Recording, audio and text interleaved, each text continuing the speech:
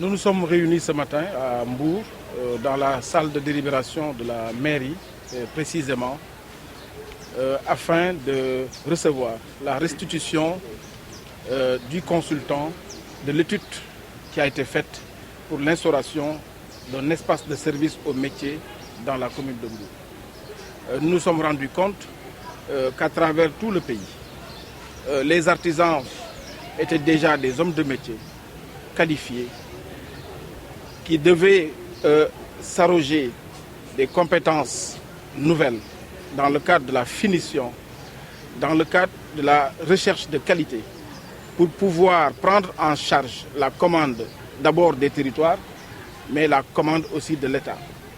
Et cela avec quand même des difficultés, puisqu'il leur restait souvent d'avoir des outils, comme on dit dans le jargon, des machines sophistiquées qui leur permettraient d'atteindre ce niveau-là.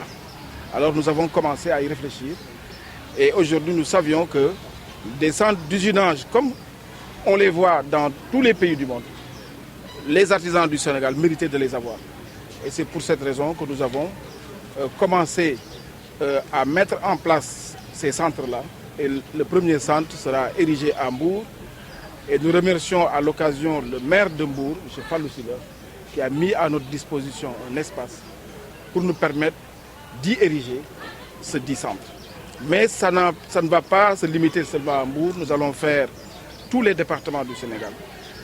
Permettre aux artisans du Sénégal de disposer de ces outils-là, comme je l'ai dit tantôt, afin d'être plus compétitifs et se permettre de prendre en charge les marchés publics, mais aussi les marchés des collectivités territoriales. À Mbour, vous le savez, nous sommes adossés à Saly, à Pointe-Sarène. Nous ne sommes pas très loin de l'aéroport. Nous ne sommes pas loin de beaucoup de zones d'exploitation, des zones industrielles. Les populations de Mbour doivent donc disposer d'instruments de formation, mais aussi d'outils d'exécution, de finition, leur permettant de pouvoir mettre leurs produits à la disposition de ces réceptifs qui sont dans la localité. La première phase, le projet est de 150 millions. Mais comme je viens de le dire, nous démarrerons par l'ébénisterie, c'est-à-dire la menuiserie bois. Mais on ira à la menuiserie métallique, à la menuiserie alu, à la bijouterie et même à l'artisanat d'art. Puisque l'espace de service sera un centre de vie, un centre d'échange, de partage d'expériences, mais aussi d'apprentissage.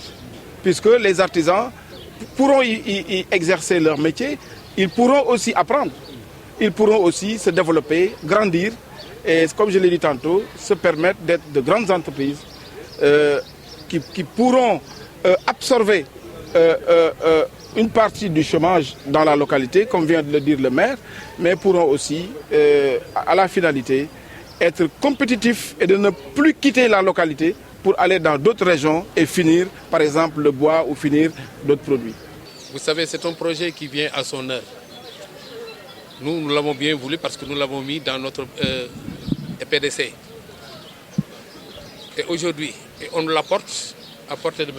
Excusez-moi le terme, mais c'est comme ça. C'est pourquoi vraiment aujourd'hui on se réjouit de voir que ce centre de formation sera érigé ici à Mbour.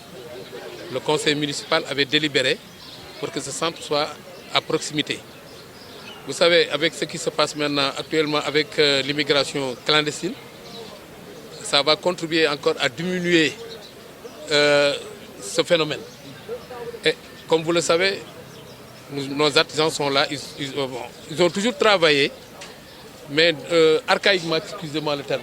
Mais aujourd'hui, avec l'usinage qu'on va mettre dans ce centre, je pense que ça va améliorer d'abord leurs conditions de vie et améliorer aussi la condition de vie des populations. Parce que c'est une chose qu'on attendait, je l'ai dit tantôt, et c'est venu à son heure. C'est pourquoi nous en profitons pour remercier monsieur le directeur Pape Amady Ndaw, remercier aussi le président des chambres de métiers de Thiès, remercier le conseil départemental et ses conseillers, et remercier toute la presse.